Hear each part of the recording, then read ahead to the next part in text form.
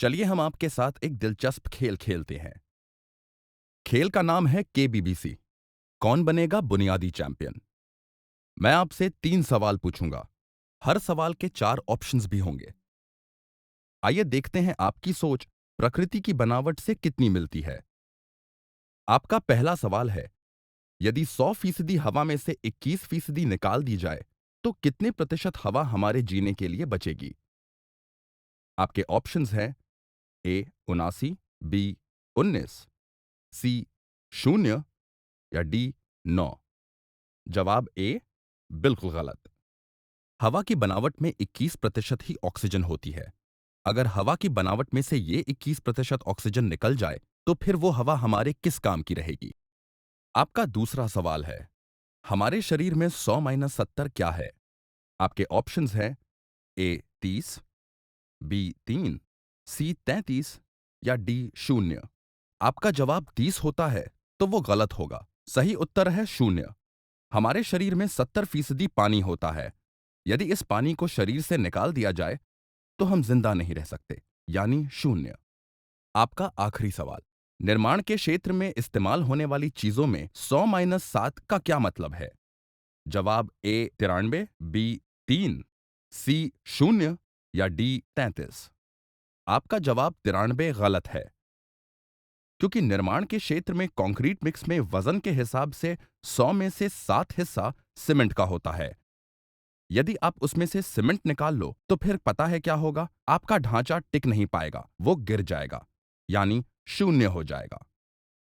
पूरे निर्माण में यदि इस 7% सीमेंट को निकाल दिया जाए तो फिर क्या बचेगा। कुछ नहीं बचेगा और कुछ नहीं बनेगा। यानी सीमेंट की मात्रा भले ही कम हो, लेकिन इस सीमेंट के बिना किसी भी निर्माण की शुरुआत हो ही नहीं सकती। आप समझ ही गए होंगे कि सजावट के मुकाबले बनावट की कितनी महत्वपूर्ण भूमिका है।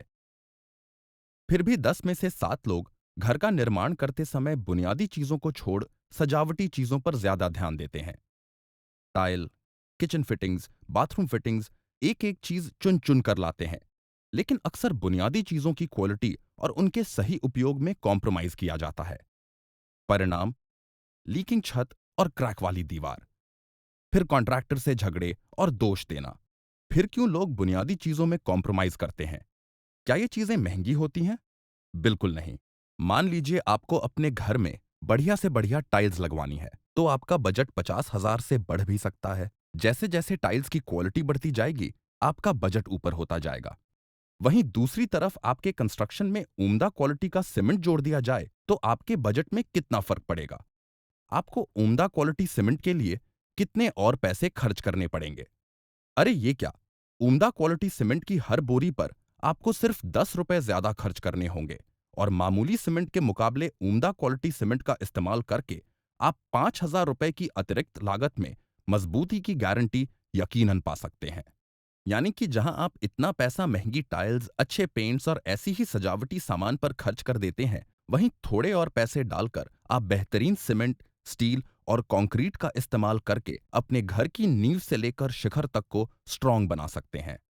हमने ये देखा है कि लोग बुनियादी चीजें जैसे कि सीमेंट, कंक्रीट, उसकी तराई, ऐसी चीजों पर चाहते हुए भी ध्यान नहीं दे सकते, क्योंकि ये सब कोई टेक्निकल आदमी ही संभाल सकता है।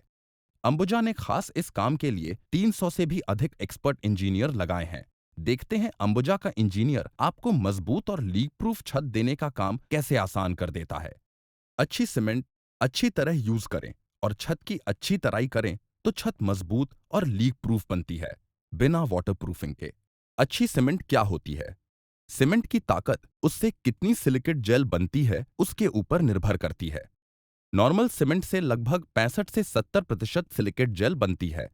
अंबुजा में वो 80 से 85% होती है और अंबुजा प्लस में 100%। चलिए आपको अंबुजा सीमेंट की शक्ति का डेमोन्स्ट्रेशन करके दिखाते हैं। ये देखिए, अंबुजा सीमेंट का एक इतना सा ब्लॉक। चलिए इस ब्लॉक पर हाथी जितना वजन डालते हैं। अरे ये क्या, इसने तो हाथी जितना वजन झेल लिया। क्या अंबुजा सीमेंट की एक मुट्ठी इससे भी ज्यादा वजन का भार उठा सकती है? चलिए हम हाथियों की संख्या बढ़ाते जाते हैं। तो देखा आपने, एक मुट्ठी अंबुजा सीमेंट का कमाल, जिसने करीब 7, जी हां 7 हाथियों का वजन सह लिया। चलिए देखते हैं कि अच्छी मिक्सिंग क्या होती है। अच्छी मिक्सिंग यानी सीमेंट, रेती, पत्थर और पानी का सही प्रमाण।